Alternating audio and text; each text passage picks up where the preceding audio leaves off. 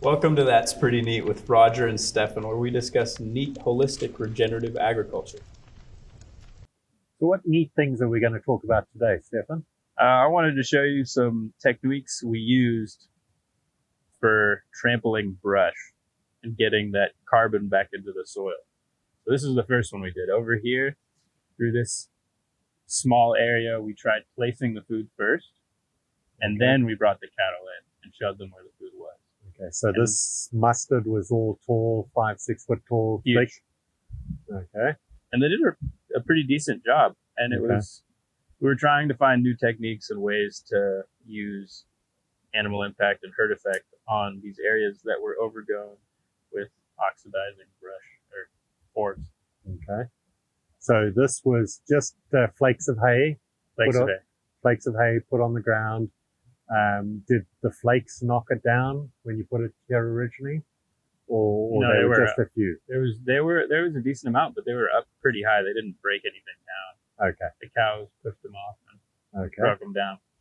Okay, so after doing that, we've still actually got quite a lot of standing matter. Yeah, they weren't going fast. Uh-huh. They were going pretty slow. Okay. And there was a lot of stuff that they didn't break down. They weren't very excited. Okay. Okay, well, shall we go and look at the other spots? Yeah, I'll show you the other one. What you did at the other spot. Yeah, follow me. Okay, I'll follow you.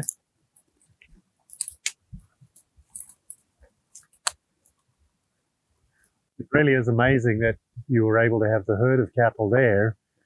They hardly touched on the side there, and then you were able to bring them over here without, with them just trailing through the thistles and stuff there. So they came through as individual animals in a trail.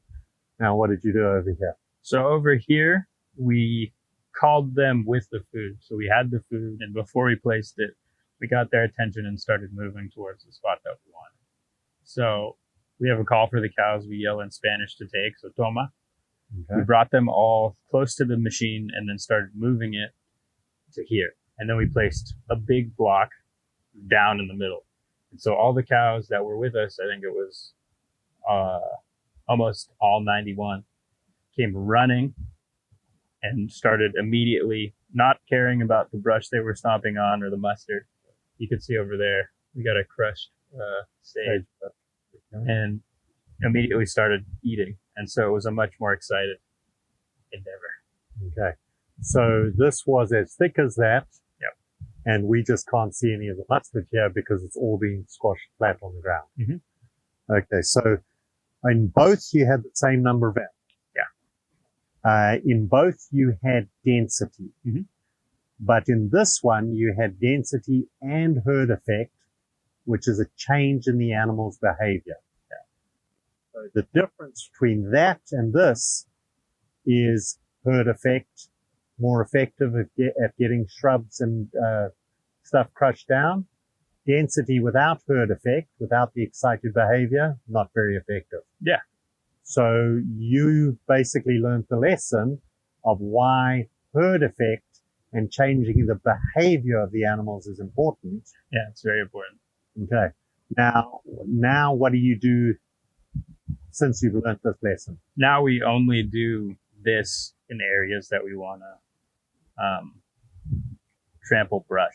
It's the most effective way, and it doesn't take as much hay. It takes a lot less hay. Okay. Because over there you have to spread it out. It takes time. You have to place it, prep it. But when you call them with a block or however many you have, everyone's excited. Okay, so now you're saying everyone is excited. Wouldn't another rancher say, oh, they're having to fight for the hay, so some of them aren't getting some? No, because what happens is if you do it excitedly, everyone comes and tries to eat. But if you place it like that, they all take their time. Some of them won't even come. They'll just watch and wait. Oh, okay. And as you can see, stuff is left over, and they don't eat it all in one go. They'll go get water. They'll go ruminate. So if you do it quick, you can get everybody to eat quickly. Okay. And have the excitement of that. And if you do it slow, they just go slower. Okay. So we're here with our cows. You can hear the crunch. You want to give kind of an overview of what's going on? Yeah, so obviously you're giving them a supplement here, whether it's horse cubes or in this case some alfalfa hay. And basically this is an example of what we talked of earlier, where we showed the finished product of what it looked like, and now you can show how you're encouraging these animals to be excited, to change their behavior, to go in here and break up all this bush. Boy, it's giving off a lovely scent as they're doing Yeah, the it. sage smells great. The sage smells really great.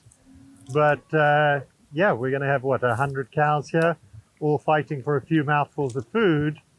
And it keeps the animals tame. It keeps it so that your herd will know you and mob you. So if you look down this mountain, I mean, that's a significantly rough pasture. And if we pan to both sides, you can see there's actually sandstone cliffs. Wow. So if you were to try and herd the animals out of this pasture, it would be quite brutal. But just by calling them for a treat, you've been able to pull them up. So you're doing multiple things at once. You're keeping your animals tame, and you're training them so that when it's time to move paddock, it's easy to move. And you're having a good time. And you're having a good time and affecting some positive change on the land. You can follow Rodger at d2gftf.com and also on his socials at Rodger Savory Holistic Management on YouTube and Facebook. We are Las Cumbres Ranch. You can follow us on social media at Las Cumbres Ranch over all platforms. And thanks for tuning in. It's been real neat.